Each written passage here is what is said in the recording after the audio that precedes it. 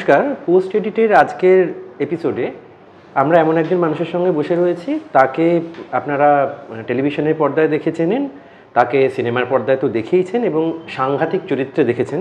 তার পাবলিসিটিটা এমন একটা চরিত্র দিয়ে হয়েছে, সবাই তাকে চিনেছেন, যে চরিত্রে আলটিমেটলি তাকে তার মতো করে চিনতেই পারা যাচ্ছিল না। সেই সত্যজিৎ রায় হয়ে ওঠা জিতু আজকে আমাদের সঙ্গে আড্ডায়। আজকের ছবি একদম অন্যরকমের একটা ছবির নাম আপনারা দেখতেই পাচ্ছেন, গৃহপ্রবেশ, ইন্দ্রদীপ দাশগুপ্তর বানানো ছবি। সেই ছবি নিয়ে কিছুটা আড্ডা আজকে জিতুর সঙ্গে। জিতু, পোস্ট এডিটে তোমাকে স্বাগত জানাই। তোমার চরিত্রের নাম দেখলাম আমরা, যেটা মেঘদূত বোস। তো মেঘদূত মানেই তো আমরা জানি যে দূত কোনো বার্তা আনে, তো মেঘদূত কি বার্তা আনবে? মেঘদূতে কি ঋতুদার মেঘপিয়ন? ঋতুদার ছবির তো মেঘপিয়ন ছিল। এই ছবিটার নামও প্রথমে মেঘপিয়ন ছিল, তোমার একটা ব্রেকিং দিলাম। বাহ। তারপরে পরবর্তীকালে আমাদের পরিচালক এটাকে চেঞ্জ করে গৃহপ্রবেশ করেন। হ্যাঁ, বার্তা তো আছে। এই চরিত্রটা তুমি ট্রেলারে দেখেছো, একটা ঝড় নিয়ে আসছে, একটা ঝড় তো আনছেই। তো এবার সেটা এক চুলো যদি আমি একটুখানি হিন্টস দিই বা বলে দিই, তাহলে ইন্দ্রদীপদা এবং ঋতুদার মননের কোথাও চিটটা পড়বে। তারা স্বপ্ন দেখেই ছবিটা বানিয়েছে। তো সেটা দর্শককে 13 তারিখ অবধি একটু অপেক্ষা করতে দাও, 13 তারিখ হলে গিয়ে তাদের ফিল করতে দাও, কিছু একটা নিয়ে আসছে মেঘদূত। আচ্ছা, এখানে একটা জিনিস বলবো যে ইন্দ্রদীপদাকে তো আমরা দেখেছি, ইন্দ্রদীপদা বেশ কিছু ভালো ছবি বানিয়েছেন, এবং ইন্দ্রদীপদার যখন ব্রিফিং থাকে, ইন্দ্রদীপদার ব্রিফিংটা কীরকম হয়? মানে একজন মিউজিকের মানুষ তো, তার ব্রিফিংয়ের মধ্যেও একটা লিরিসিজম থাকে। হ্যাঁ, আছে, সেটা আমি ফিল করি। আমার মনে হয় আমি নিজেকে ভালো অ্যাক্টর, ভালো মানুষ, এগুলোকে পরে ক্লেম করি। I am a good observer. আমি অবজার্ভ করি একটা মানুষকে। ধরো তোমার ক্যামেরা না চলা যখন চলছিল না, তখন তুমি বুঝতে পারছিলে আমি আরেকটা ইন্টারভিউ করছি, কিন্তু আমি অবজার্ভ করছি তোমাকে। এইটা আমার ছোটোবেলা থেকে হয়ে এসছে, এটা আমার গুরু করেছেন। কান আর চোখ প্রচণ্ড তুমি তীক্ষ্ণ রেখো এবং অবজার্ভ করো যে কী হতে চলেছে এবং কী হবে। তো আইডি যখন গল্প শুনছি, আমি চোখের দিকে তাকিয়ে কথা বলি, আমার কোনো অসুবিধা হয় না। তার মধ্যে ছন্দ গড়ি পড়ছে, আমি ভাবছি ইনি তো মিউজিক্যাল ফিল্ম মনে হচ্ছে। এখন যখন আমি ছবি ডাবিং করে ফেলেছি, ছবি আমার কিছুটা দেখে ফেলেছি, তখন মনে হয়েছে যে মিউজিক এই ছবির কতটা দায়িত্ব বহন করে নিয়ে যাবে, কিন্তু কেউ ধরতে পারছে না মিউজিকটা দায়িত্ব বহন করছে। এইটাতেও তাই, মানে উনি যখন স্ক্রিপ্ট শুনিয়েছিলেন সেই ছন্দ ছিল। আর আরেকটা জিনিস যেটা তোমাকে জিজ্ঞাসা করতেই হয়, তুমি সব রকমের ছবি করেছো, যেটাকে আমরা হার্ডকোর কমার্শিয়াল ছবিও করেছো, আবার যেটা সমান্তরাল ছবি যদি আমরা বলি সেটাও করেছো। তাও অভিনেতা জিতুর মননের মধ্যে একটা তো, মানে যদি একটা ভেতরে যে দাড়িপাল্লা থাকে, কোন দিকটায় ভারী? ওই দাড়িপাল্লার ভারী কোন দিকটায়? না, আমার দোকানে কোনো ওজন মেশিন নেই। আমার বুফে সিস্টেম। আপনি বুফে থেকে নিয়ে যান এবং বিনা পয়সায় নিয়ে যান। আমার কাছে প্রফেশনালিজম মানে পয়সা নেওয়া নয়।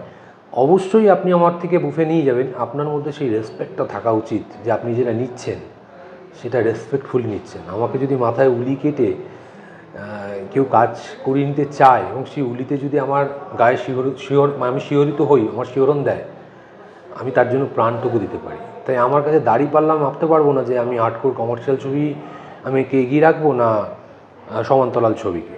যেমন খাদান আমি 4 বার দেখেছি, সাইড বাই সাইড আমি দোস্তুজি 4-5 বার দেখেছি।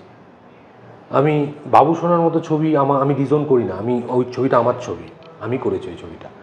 আমি অপরাজিত আমার ছবি, আমি করেছি ওই ছবিটা, আমি ডিজোন করি না।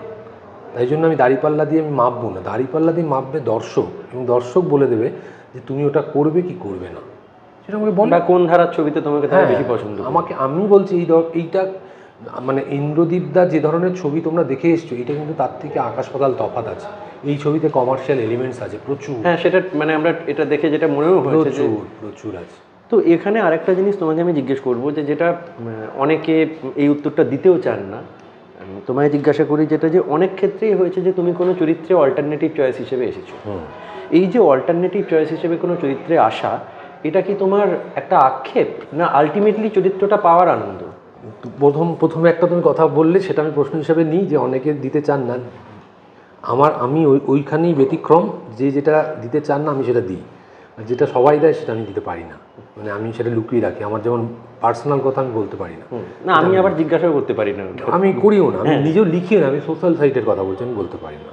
এবার তোমার প্রশ্নটা এটাতে আসি যে না কিসের আক্ষেপ, আমি পাচ্ছি এটাই তো আমার কাছে মানে প্রথম পাওনা হবে। আক্ষেপ নিয়ে জীবনে থেকে গেলে আক্ষেপ নিয়েই থাকতে হবে। আমি যখন প্রথম ট্রেলার আমাকে প্রিভিউর জন্য পাঠায় আইডি, আমি প্রথম পাঠাই যিশুদাকে, কারণ এই চরিত্রে যিশুদার করার কথা ছিল, তাই জন্য নয়, যিশুদার সঙ্গে আমার সম্পর্কটাই তাই। আমাকে টিভি করার জন্য যিশুদা কিন্তু আমাকে 2 বছর আগে বলেছে টিভিটা ছাড়িস না, টিভিটা ছাড়িস না, টিভিটা ছাড়িস না, টিভিটা ছাড়িস না। আমি বলছি শোন টিভি, আমি তো মঞ্চে কোনো একটা মঞ্চে আমি বলেছি, তুমি বলেছিলে বলে কিন্তু আমি টিভির কথা মাথায় রেখে দিয়েছিলাম। তো আমার কাছে ওগুলো আক্ষেপ নয়, আমার কাছে পাও নাই। আমি অপটিমিস্টিক একজন মানুষ, আমি আশা নিয়েই দেখি। আর আরেকটা জিনিস যেটা, যে গৃহপ্রবেশের যে ট্রেলার একটা মানে অপেক্ষার একটা অনুভূতি দিচ্ছে ট্রেলারটাতে। তো এই যে অভিনয়ে প্রায় তোমার 1.5 দশক কাটিয়ে ফেলেছো, এখন অভিনেতা জিতু কিসের অপেক্ষায় বসে থাকে, যে কোন অপেক্ষাটা তার আছে? দেখো, প্রত্যেক দিনই আমি 15 বছর বা 16 বছর অভিনয় করছি, তারও বেশি। আমি অভিনয় হয়তো সেরকম করছি, তার আগে থেকে আমি নিজে অবজারভার হিসেবে কাজ করেছি ফ্লোরে। মানে আমার ইন্ডাস্ট্রির সাথে যোগাযোগ প্রায় 17-18 বছর হতে চলো। অনেক ছোটো বয়স থেকে আমি টালিগঞ্জ চত্বরে গুড় করি। তো অপেক্ষা প্রত্যেক দিনই থাকে, ভালো চরিত্রের অপেক্ষা থাকে, নিজে ভালো চরিত্র করবো তার অপেক্ষা থাকে, ভালো সিনেমা দেখার অপেক্ষা থাকে, ভালো বই কারোর পাবলিশ করলে সেই অপেক্ষায় বসে থাকি। এবার স্পেসিফিক করে আমি বলতে পারবো না যে আমার মানে আলটিমেট এটাই আমার অপেক্ষা। তবে যদি তুমি খুব স্পেসিফিক উত্তর চাও, I am waiting for my death. আমি মৃত্যুর জন্য। আমি কেন বলছি শোনো, ফিলোসফিক্যাল না, আমি তো ফিলোসফিক্যাল হয়েছি, কারণ এটা তো ভয় পেলে চলবে না, এটার মুখোমুখি হতে হবে। এটার আমাকে মুখোমুখি হতে হবে, সেইটার অপেক্ষা আমি করছি। কিন্তু সেটা আমি চাইবো না আজকে ঘটুক কালকে ঘটুক, আমার সেই ক্ষোভ নেই, আমার আমি ডিপ্রেস নই, সেটা হবে তার অপেক্ষা করছি। সেটা আমি ভগবানের কাছে চাইবো আমাকে 2-3টে ছবি একটু গৃহপ্রবেশ টাইপের দিন, আমি করি, অন্তত আর্কাইভ তৈরি হোক, তারপরে আমাকে প্লিজ আমার দায়িত্ব শেষ হয়ে গেলে আপনি আপনার কাছে নিয়ে নিন। আর একদম যেটা শেষ প্রশ্ন, এটা বলা যেতে পারে দর্শকদেরই প্রশ্ন। সোশ্যাল মিডিয়ার কল্যাণে আমরা যেটা দেখি, অনেকেই বলেন যে অপরাজিতর পরে জিতু বদলে গেছে, প্রচুর তার ট্যান্ট্রাম, সে খুব উদ্ধত হয়েছে। এটা আমার কিছু সাংবাদিক বন্ধুও বলেছেন। আমি এখানে এখনো পর্যন্ত আমি সেটা ফেস করিনি, আমিও সেটা ক্ল্যারিফাই করলাম। এবার তুমি কি বলবে, এই যে এই অভিযোগ কতটা সত্যি? আমাকে কিছুক্ষণ আগে এক সাংবাদিক আতিফ আমাকে ইন্টারভিউ করছিল, আমাকে বললো আমি সেটা ফেস করিনি, কিন্তু এটা কতটা সত্যি। যারা ফেস করেছে তারা নিশ্চয়ই আমার মধ্যে কিছু অ্যারোগেন্স দেখেছে, আমি সেটা মাথা পেতে নিলাম। কিন্তু আমাকে স্নোবিশ বলা হয়, আমার নাক বড়, আমাকে আর স্নোবিশ হতে হয় না। হ্যাঁ, আমার হাঁটা চলা, যে আমার সাথে মেশেনি সে দূর থেকে আমাকে দেখলে মনে হবে যে আমি অ্যারোগেন্ট, কিন্তু আমি নিজেকে কখনো তার জন্য হ্যাঁও বলবো না, নাও বলবো না। মানুষ আমাকে যেভাবে নেবে, মানে সাংবাদিক বন্ধুদেরই বলি, যেভাবে কেউ যদি অ্যারোগেন্ট মনে করে তার জন্য আমি অ্যারোগেন্ট, কেউ যদি আমাকে খুব ডাউন টু আর্থ মনে করে তার জন্য আমি ডাউন টু আর্থ। আমি কি, সেটা আমি দরজা বন্ধ করলে আমি জানি যে আমি মানুষটা কীরকম, সেটা আমার দর্শক জানে।